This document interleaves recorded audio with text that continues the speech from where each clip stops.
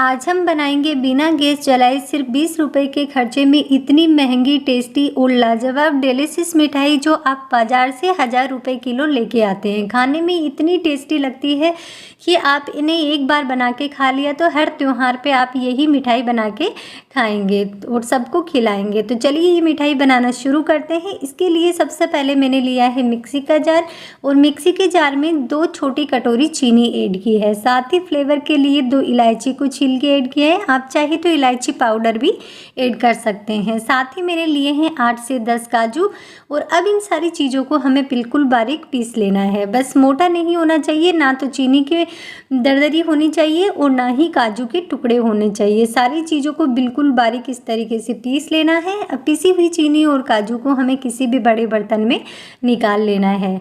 बस बड़े बर्तन में निकाल के इन्हें रख देना है साइड में। और दूसरी तरफ ये हमने ली है 8 से 10 आटा ब्रेड। आप चाहे तो इसमें वाइट वाली ब्रेड का भी यूज़ कर सकते हैं, लेकिन वो मैदे से बनी होती है और ये जो आटा ब्रेड होती है वो गेहूं के आटे से बनी होती है। तो ये ब्रेड हेल्दी रहती है, तो आप इस मिठाई में इस ब्रेड का भी यूज़ कर सकते हैं। मिठाई में बिल्कुल भी टेस्ट का फ़र्क नहीं होता, खाने में ये बहुत ही बढ़िया लगती है। अब इस ब्रेड के हमें ना तो साइड वाले पार्ट हटाने हैं और ना ही इसे चाकू से काटना है। तो रफली इस तरीके से हमें इस तरीके से तोड़ लेना है। बस ध्यान ये रखना है ब्रेड ताज़ा होना चाहिए, बासी ब्रेड का मिठाई में यूज नहीं करना है। अगर आप बासी ब्रेड 2-3-4 दिन की रखी ब्रेड का यूज करेंगे तो मिठाई अच्छी नहीं बनेगी। इसलिए आप ताज़ी ब्रेड से ये मिठाई बनाएंगे तो बहुत ही बढ़िया बनेगी। तो देखिए इसी तरीके से सारी ब्रेड को हमने रफली इस तरीके से तोड़ लिया है। अब इसे हम डाल देते हैं मिक्सी के जार में। अगर आप बड़े जार में पीस रहे हैं तो एक बार में भी पीस सकती है, लेकिन मैं छोटे जार में पीस रही हूँ तो 2-3 बार में करके और ब्रेड को हमें इस तरीके से पीस लेना है। अब पिसी हुई ब्रेड को भी हमें जो हमने चीनी और काजू पीस के रखे हैं उसी में ऐड कर देनी है।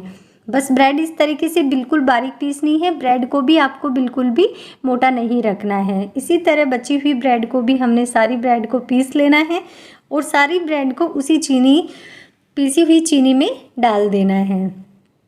तो सारी ब्रेड को हमने पीस के डाल दिया है। साथ ही ये मैंने लिया है 2 छोटी चम्मच मिल्क पाउडर। अगर आपके पास मिल्क पाउडर नहीं है तो आप इसकी जगह दूध का मलाई का भी यूज़ कर सकते हैं। वो आगे मैं आपको बताऊंगी किस तरीके से यूज़ करना है।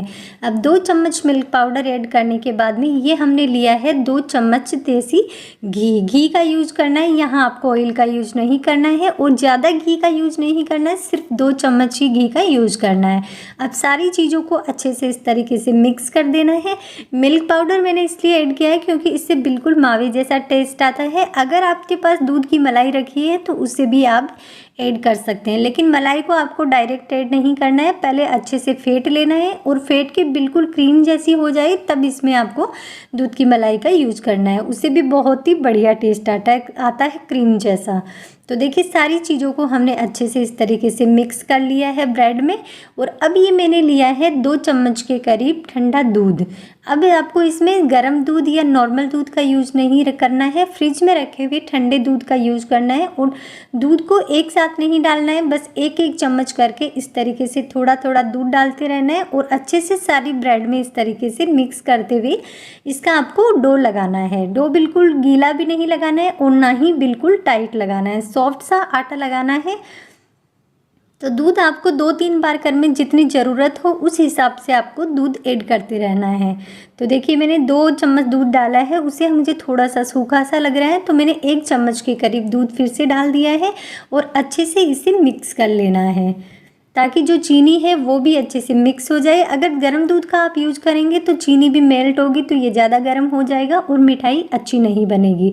इसलिए आपको फ्रिज में रखे हुए दूध का ही यूज करना है और इसी तरीके से सॉफ्ट सा डो तैयार करना है। तो देखिए सारा जो किनारे के लगी हुई ब्रेड है उसको भी हमने इस तरीके से पोंछ लिया है और इस तरीके से इकट्ठा कर देना है और 4 से 5 मिनट के लिए ढक्कन लगा के रख देना है ताकि ब्रेड भी फूलती है दूध के साथ। तो 4 से 5 मिनट के रेस्ट के लिए रख देना है। तब तक हमने लिया है ये केक टिन। आप चाहे तो कोई भी बर्तन या कोई भी प्लास्टिक का डिब्बा या मिठाई के डिब्बे में भी इस मिठाई को सेट कर सकते हैं। मैंने ये एल्युमिनियम का केक टिन लिया है। अब इसके तले पे हमें लगा लेना है 1 चम्मच रिफाइंड ऑयल। अब आपको मेन चीज़ ये ध्यान रखना है कि इस बर्तन में आप जो लगा रहे हैं वो आपको रिफाइंड ऑयल ही लगाना है, ना तो घी का यूज़ करना है और ना ही सरसों के ऑयल का यूज़ करना है। रिफाइंड, क्योंकि घी का यूज़ करेंगे तो ये मिठाई तले पे चिपक जाएगी और सरसों के ऑयल की स्मेल हो जाएगी। तो इस जगह आपको रिफाइंड ऑयल का यूज़ करना है। और नीचे तले पे मैंने इस तरीके से कुछ ड्राई फ्रूट्स लगा दिए हैं।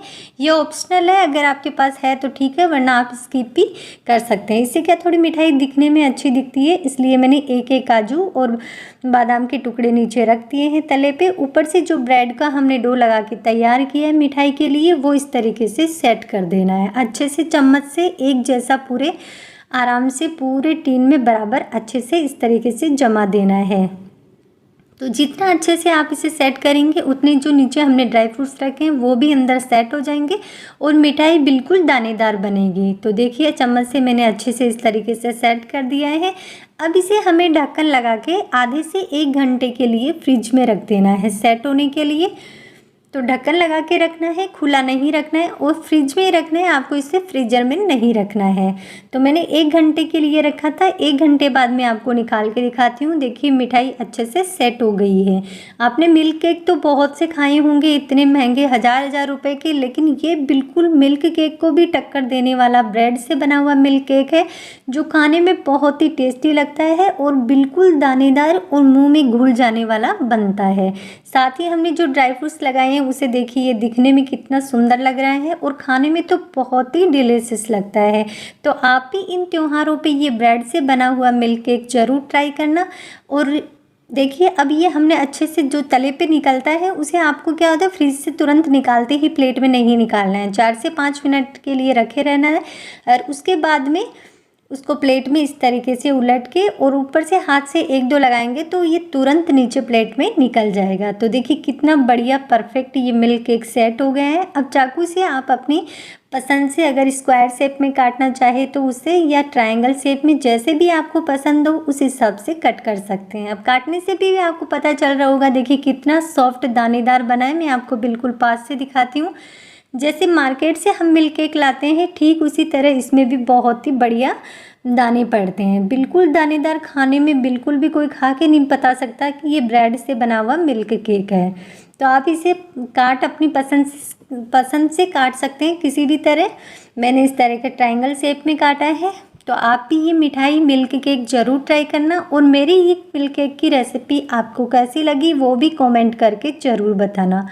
अगर वीडियो अच्छा लगा हो तो वीडियो को लाइक और चैनल को सब्सक्राइब करना ना भूलें। तो इस दिवाली त्योहारों पे आप ही की सिर्फ 5 मिनट में बनने वाला बिना गैस जलाए मिठाई आप भी ज़रूर ट्राई करना, सबको बहुत ही पसंद आएगी। मैं आगे आपको तोड़ के भी दिखाती हूँ कितना सॉफ्ट और दानेदार बना है, जो मुंह में जाते ही खुल जाए। इसके सामने रसगुल्ले गुलाब जामुन भी फेल है। तो आप इस तरीके से मैंने सारे मिल्क केक को काट लिया है। मैंने सारे मिल्क केक को ट्रायंगल शेप में काटा है, आप अपनी पसंद से काट सकते हैं, छोटे बड़े जैसे भी पीसेस करने चाहिए उसी हिसाब से। तो देखिए सारी मिठाई को हमने इस तरीके से काट लिया है। अब मैं आपको तोड़ के भी दिखाती हूँ कितना सॉफ्ट है और कितना दानेदार है।